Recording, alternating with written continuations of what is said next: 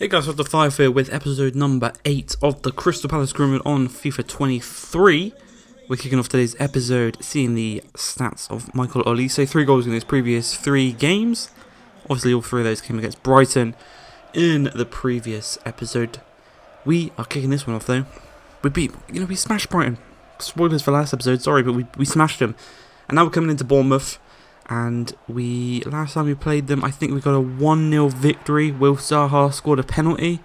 He's not here right now, but the man that has replaced him superbly, Ebreche Eze, number 10, for a reason, has been phenomenal in his absence. I keep saying it every single episode, just how good he has been, but he's been insane. He has been absolutely insane. You can see there, NBA 2K23 has been updated, boys, but we can't quite update the scoreline to 2-0.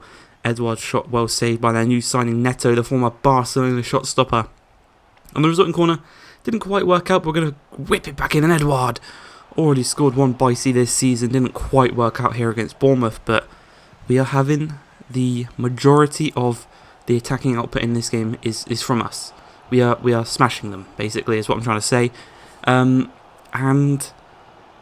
we are finding it very easy to get attacking opportunities, but very difficult to get goals against certain teams. Obviously, we scored 3 against Man City, but it's difficult sometimes.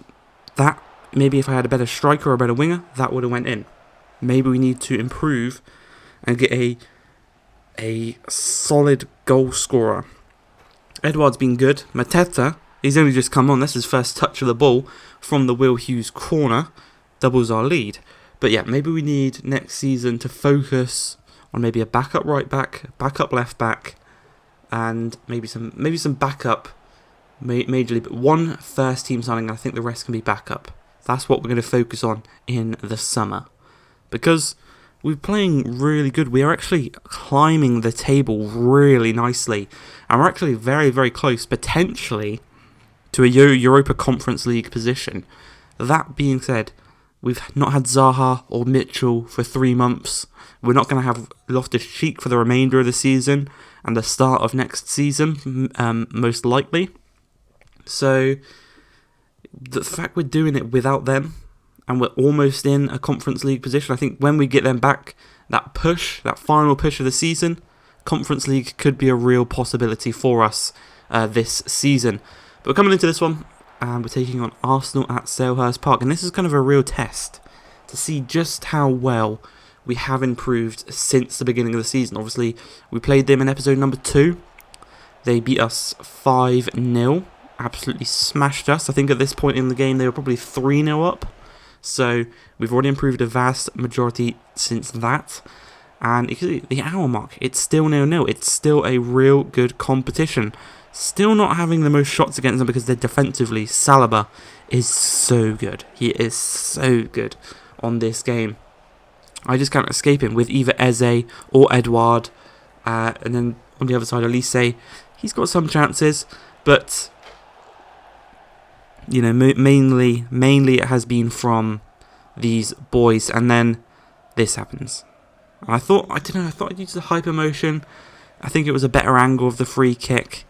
But yeah, Jesus scored a free kick in the 87th minute, I believe it was, and straight from kickoff, we actually did get the better of Saliba this time. Great strike, and we hit the crossbar. But yeah, that Jesus free kick, I couldn't really get a good angle of it because it did that thing where the ball shoots, but it sticks on the man who shot the ball instead of following the ball. I don't know if it's just maybe the ball was moving too fast, but that seemed like a better angle to use. Obviously, yeah, we conceded. And we lost 1-0 compared to 5-0. Big improvement. Maybe next time we can try and get a draw. After that, I don't know. But we did get an offer for Joel Ward from Hearts. He is going to hopefully get us a bit of a big cash injection. And also Nathaniel Klein. We did confirm a couple of offers for him. He rejected one of them.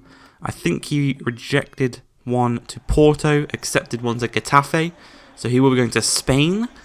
And then we have the FA Cup. And we're going to do the attacking highlights for this one against Crawley. Should be an easy win. especially at Selhurst Park. And we are playing the full strength team just because we've got literally the rotation options. There really isn't many at this point. So that's why next season we need to bulk up in certain positions. And maybe Eze should have scored there, but that was it. That was the major highlight of the game. We missed with Eze. We lost 2-0. We're out of the FA Cup. We're out of the Carabao Cup. So now to the end of the season is full focus on the league. And you see, 9th place. Arsenal actually not doing as good as I thought they would be. You can see Brentford, Bournemouth, Southampton in the relegation zone. There's a couple of players at those different teams who would be good pickups should we want them and they go down. We can see dominating the assist is Crystal Palace. Loftus-Cheek, number 8, or with 8, sorry. Unfortunately, it's not going to be getting any more this season. And if we look, number 14, Sam Johnson has 3 clean sheets in 12 games. It's not too bad, especially considering this game, and considering first place only has 7 as well. But we're coming to the final game of today's episode at Selhurst Park. Bit of a London derby. You can see they got the animation before. We got all the Palace fans. And I didn't notice that West Ham had this kit, and I will say now, it's a dog shit kit. It is a dog shit kit. But coming into this one, we want to get a victory. We're sitting pretty good in the table. It very likely now we've survived relegation, so I'll say that. It doesn't look like we're going to get relegated. And it, hopefully, if form continues, we can stay in the top half of the table and even push for Conference League. Because I think Conference League, a little Conference League run next season, with that money, would help us out a lot. And if we can kind of consistently get Conference League, so maybe this season and next season, and then push on for Europa League in the 3rd season, I think that'll be a good little climb for us at Palace. And hopefully by then the players have grown, because Mark Guerre, he's already an 81, and Wilf Zaha's an 82, Wan-Bissaka's an 82, Olise and Eze are both 79. So everyone in this team is growing really, really nicely. And I think with a full-on striker to maybe replace Edouard, someone maybe a bit higher rated.